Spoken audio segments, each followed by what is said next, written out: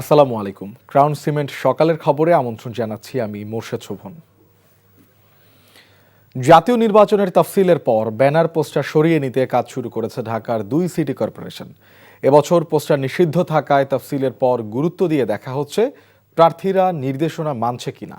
ইতোমধ্যে অনেকেই মূল সড়ক থেকে তাদের ব্যানার সরিয়ে নিয়েছে, তবে অলিগলিতে এখনও রয়ে গেছে রঙিন পোস্টার। নির্বাচন বিশেষজ্ঞরা বলছেন, নিজ উদ্যোগে পোস্টার না সরালে প্রার্থিতা বাতিলের মতো ঘটনাও ঘটতে পারে। নাজিবুর রহমানের রিপোর্ট। নির্বাচনের মাস দুয়েক আগে থেকে বড় সব রাজনৈতিক দলগুলোর ভোট চাওয়ার বিজ্ঞাপনে ছেয়ে যায় ঢাকার রাজপথ।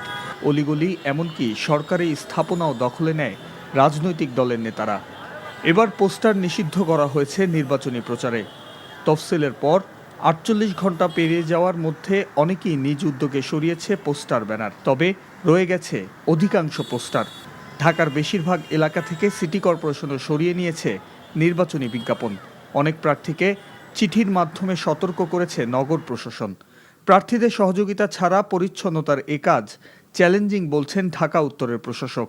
গত 2 মাসে আমরা প্রায় 3.5 লাখ ব্যানার পোস্টার আমরা অপসারণ করেছি শুধুমাত্র রাজপথ থেকে। দ্যাট মিনস অলিগলির কথা যদি আমরা চিন্তা করি তাহলে এটা সিগনিফিকেন্টলি হাই হবে। বড় বড় প্রার্থী যারা আছেন যাদের পোস্টার ব্যানার বেশি, তাদেরকে আমি রিকোয়েস্ট করেছি যে আপনারা পোস্টার ব্যানারগুলো সরিয়ে নেন। কর্মী সমর্থকরা তার নিজ দায়িত্বে এটা খুলছেন, সাথে সাথে যেখানে যেখানে বাদ রয়েছে সেগুলো কিন্তু আমরা এখন রিমুভ করে দিচ্ছি। ঢাকাকে পরিচ্ছন্ন রাখতে এবার পোস্টার নিষিদ্ধের সিদ্ধান্তকে যথার্থ মনে করছেন বিশেষজ্ঞরা। যে ব্যক্তির থাকবে তাকে চিঠি দিয়ে বলতে হবে যে আপনার অমুক অমুক জায়গায় পোস্টার রয়ে গেছে, অমুক যে ব্যানার আছে, আপনাকে 3 দিন সময় দেবে, এর মধ্যে আপনি রিমুভ করুন। কোনো আদেশ যখন ইলেকশন কমিশন থেকে দেওয়া হয় তা অবশ্যই প্রতিপালন করার জন্যই দেওয়া হয়। এটা বাস্তবায়নের শিথিলতা থাকা মনেই কিন্তু ইলেকশনে যে বিশৃঙ্খলা করার যে সুযোগটা খুঁজে, এটা তারা একটু উৎসাহী হয়ে ওঠে। ত্রয়োদশ জাতীয় সংসদ নির্বাচনে পোস্টার নিষিদ্ধ থাকলেও আনুষ্ঠানিক প্রচারণার সময় 20টি নির্ধারিত মাপের বিলবোর্ড ব্যবহার করা যাবে। এছাড়া সাদা কালো ফেস্টুন, লিফলেট ও ব্যানারও ব্যবহার করতে পারবেন প্রার্থীরা। Najibur Rahman, NTV news, Dhaka. গাইবান্ধার গোবিন্দগঞ্জ উপজেলায় গ্রামীণ ব্যাংক কোমরপুর শাখা থেকে অবিস্ফোরিত অবস্থায় 4টি ককটেল উদ্ধার করা হয়েছে। মঙ্গলবার রাত 9টার দিকে কোমরপুর বাজারে ঢাকা রংপুর মহাসড়কের পাশে গ্রামীণ ব্যাংকের প্রধান ফটকের সামনে থেকে ককটেল সদৃশ 4টি বস্তু পড়ে থাকতে দেখে পুলিশকে খবর দেয় স্থানীয়রা। পরে থানা পুলিশ ও র্যাব 13 রংপুরের বোমা নিষ্ক্রিয় দলের সিনিয়র ASP তরিকুল ইসলামের তত্ত্বাবধানে DAD শামসুল হুদা ও সার্জেন্ট আব্দুল বারী ঘটনাস্থল থেকে ককটেলগুলো উদ্ধার করে থানায় নিয়ে আসে। আইনগত প্রক্রিয়া শেষে ককটেলগুলো নিষ্ক্রিয় করা হবে বলে জানিয়েছে পুলিশ। চাঁদপুরে 250 শয্যা জেনারেল হাসপাতাল প্রতিষ্ঠা হয়েছে বেশ আগেই, কিন্তু পরিকল্পনায় থাকা মর্গের জন্য কোনো ভবন তৈরি হয়নি। ফলে দীর্ঘদিন ধরে বাধ্য হয়ে শহরের বাইরে জরাজীর্ণ এক অস্থায়ী ভবনে ময়নাতদন্তের কাজ চালাতে হচ্ছে। এতে জনস্বাস্থ্য, নিরাপত্তা এবং আইনগত প্রক্রিয়া বিঘ্নিত হচ্ছে। এছাড়া বর্তমান মর্গটির চারপাশে ময়লার স্তূপ আর শূকরের খামার থাকায় লাশের স্বজনদের পড়তে হয় চরম দুর্ভোগে। চাঁদপুর থেকে শরীফুল ইসলামের পাঠানো রিপোর্ট।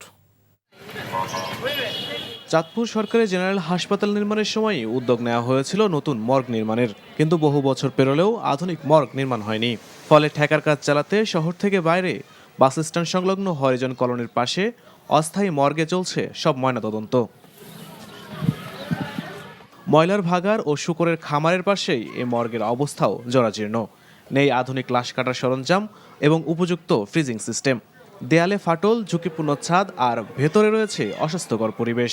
কোনো লাশ আসে সেটিকে হাসপাতালের এক পাশে ফেলে রাখা হয়, সেখান থেকে দুর্গন্ধ ছড়ায়। বসার পর্যাপ্ত ব্যবস্থা নেই এবং আমরা যে ডোমঘরটা দেখেছি সেখানে আধুনিক কোনো যন্ত্রপাতি নেই, ফ্রিজিংয়ের ব্যবস্থা নেই। চিকিৎসকরা বলছেন অস্থায়ী মর্গের সঠিক সংরক্ষণ ব্যবস্থা না থাকায় সংক্রমণের ঝুঁকি বাড়ছে।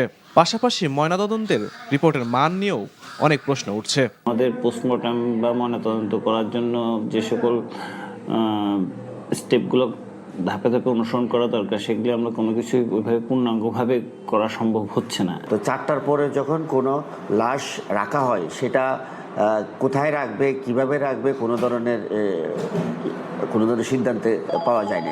মেডিকেল কলেজ ভবন নির্মাণ হলে আধুনিক যন্ত্রপাতি ও ফ্রিজিং রুম সহ নতুন মর্গ ভবন করার পরিকল্পনা আছে বলে জানান এই কর্মকর্তা। সেটা নাই, আমরা এ ব্যাপারে বিভিন্ন সময় চাহিদা দিয়েছি। তো স্বাস্থ্য বিভাগ থেকে আমাদেরকে আশ্বাস দেওয়া হচ্ছে যে যদি সরবরাহ থাকে তাহলে আমাদেরকে রেফ্রিজারেটর দেওয়া হবে। এখানে চাঁদপুর একটা মেডিকেল কলেজ হাসপাতালের প্রকল্প অনুমোদিত আছে। এই হাসপাতালের কাজ হলে মানে পোস্টমর্টমের কাজগুলো আসলে মানে সেখানেই হবে। মর্গের জন্য অচিরেই নতুন ভবন নির্মাণ করার দাবি সংশ্লিষ্টদের। NTV news desk. ইনকেলাব মঞ্চের মুখপাত্র শরীফ ওসমান হাদিকে হত্যা চেষ্টার ঘটনায় 11 রাউন্ড গুলি, 2টি ম্যাগাজিন ও একটি চাকু উদ্ধার করেছে র্যাব 2। মঙ্গলবার রাতে সন্দেহভাজন শুটার ফয়সাল করিম মাসুদের বোনের বাসা সংলগ্ন এলাকা থেকে এগুলো উদ্ধার করা হয়েছে। এছাড়া তার বাবাকেও গ্রেফতার করা হয়েছে বলে জানিয়েছে র্যাব। এ বিষয়ে র্যাব 2 এর অতিরিক্ত পুলিশ সুপার শামসুল ইসলাম জানান, রাজধানীর শেরেবাংলানগর থানার পশ্চিম আগারগাঁওয়ের পানির ট্যাঙ্কি সংলগ্ন কর্নেল গলি এলাকায় ফয়সালের বড় বোন ইয়াসমিনের বাসা, সেই সংশ্লিষ্ট ভবনের আশপাশে সিসিটিভি ফুটেজ পর্যালোচনা করা হয়। এতে দেখা যায় ঘটনার দিন গত 12 ডিসেম্বর সকালে ফয়সাল ও তার এক সহযোগী মোটরসাইকেলে করে ওই বাসা থেকে বের হন। একই দিনে বিকেল 4টা 5 মিনিটে সিসিটিভি ফুটেজে ফয়সাল, তার সহযোগী, মা ও ভাগিনাকে দুটি ভবনের মাঝের ফাঁকা স্থান থেকে কিছু বের করতে দেখা যায়। বিকেলে ফয়সাল ও তার সহযোগী একটি সিএনজি চালিত অটোরিকশায় করে এলাকা ত্যাগ করেন।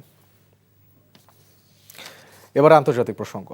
ভেনেজুয়েলার জ্বালানি তেল পরিবহনে নিষেধাজ্ঞাপ্রাপ্ত সকল জাহাজের ওপর পূর্ণাঙ্গ অবরোধ ঘোষণা করেছেন মার্কিন প্রেসিডেন্ট ডোনাল্ড ট্রাম্প।